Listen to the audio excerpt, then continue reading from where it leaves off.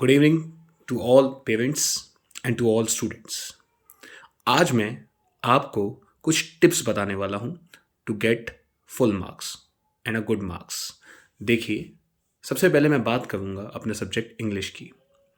देखिए, अभी आप लोगों के प्री बोर्ड्स चल रहे हैं, तो उसमें मैं देख रहा हूँ काफ़ी बच्चे डिप्रेस्ड हैं कि भैया ये मुझे आता नहीं, मैं कैसे करूँ। मैं डर जाता हूँ पेपर देखकर कि इंग्लिश का बहुत लेंथी पेपर आता है।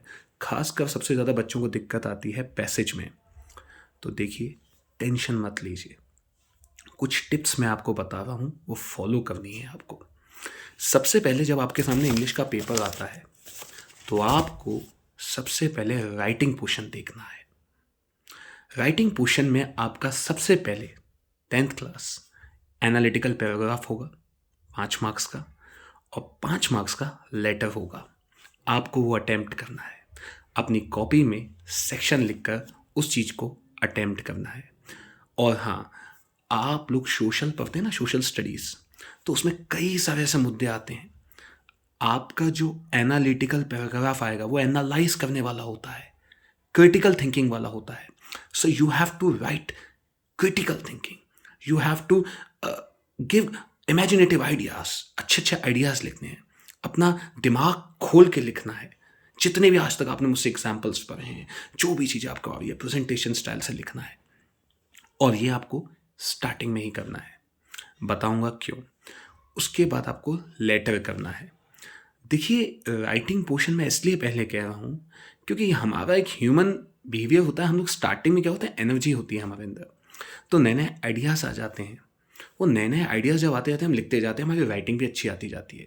और राइटिंग पोर्शन में कंटेंट, राइटिंग सब देखा जाता है, प्रेजेंटेशन देखा जाता है। हम लोग जनरली क्या करते हैं, पहले कर देते हैं passage.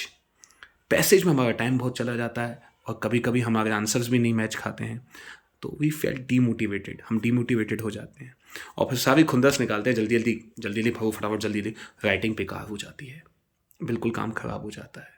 So plan first and then to the paper. उसके बाद आप ग्रामर कीजिए। ग्रामर में देखता हूँ इग्नोर कर देते हैं बच्चे इंग्लिश ग्रामर को। देखिए, इग्नोर करने का तो सवाल ही नहीं है। जिस बच्चे को 90+ लाने हैं, 95 लाने हैं, उसके लिए 10 मार्क्स भी बहुत होते हैं। तो वो 10 मार्क्स आपके हाथ से नहीं जाने चाहिए। 5 चैप्टर आ रहे हैं, determiners, subject verb, tenses, models, reported speech. ज़्यादातर क्वेश्चन रिपोर्टेड स्पीच के आएंगे, कम से कम 4 से 5, और इन 5 को मिला के आपके 3-4 चैप्टर आ जाएंगे। तो इन चैप्टर्स को अपने आप को ढंग से प्रिपेयर कर लेना है कि जिससे कि मेरा 1 मार्क्स ना जाए। ग्रामर आपकी हार्डली 5 से 10 मिनट लेगी, हो जाएगा ग्रामर भी। फिर हम लोग लिटरेचर पे आते हैं। 40 मार्क्स की लिटरेचर है, तो लिटरेचर में मार्क्स कैसे क्रिएट करें। सबसे पहले आप लोग ये जो शॉर्ट समरी देखते हैं, ये मत देखिए। अगर ये लास्ट में देख लीजिए, पर आप एनसीईआरटी पढ़िए। जितना हो सके अंडरलाइनिंग, हाईलाइटिंग, वो वर्ड्स, वो एक्सट्रैक्ट, किसने वो वर्ड्स कहे थे। जैसे एक चैप्टर है 12th में, लॉ स्प्रिंग, तो उसमें एक लेडी बोलती है, food is more important for survival than an identity. अगर आप वो वाला आंसर लिख रहे हैं, वो लाइन आपने अगर लिख दी, तो उसका टीचर पे बहुत अच्छा इन्फ्लुएंस पड़ेगा। और वो लाइनें आपको कैसे मिलेंगी, वो एनसीईआरटी में ही मिलेंगी। मैं मानता हूँ कि हम लोगों को क्या शॉर्टकट मिल जाता है, हम यूट्यूब पे वीडियो देख लीजिए, बट वो समरी के लिए सही है, वो 70-80 मार्क्स लाने उसके लिए सही है। पर अगर 95+ जाना है ना, तो लॉन्ग कट, थोड़ी सी मेहनत आपको करनी पड़ेगी। मार्क्स मिलेंगे, गारंटेड मिलेंगे, देखिएगा आप प्री बोर्ड पे। तो वो एनसीईआरटी पढ़िए, उसके बाद भले समरी देख लीजिए कि जिससे आपका क्लियर हो जाए, बट एनसीईआरटी को इग्नोर मत कीजिएगा, वर्ड्स वही दिलवाएगी। उसके बाद कोई भी आपके पास अगर नोट्स हैं और कोई रेफरेंस बुक है, क्वेश्चन आंसर्स देख लीजिए, काम हो जाएगा।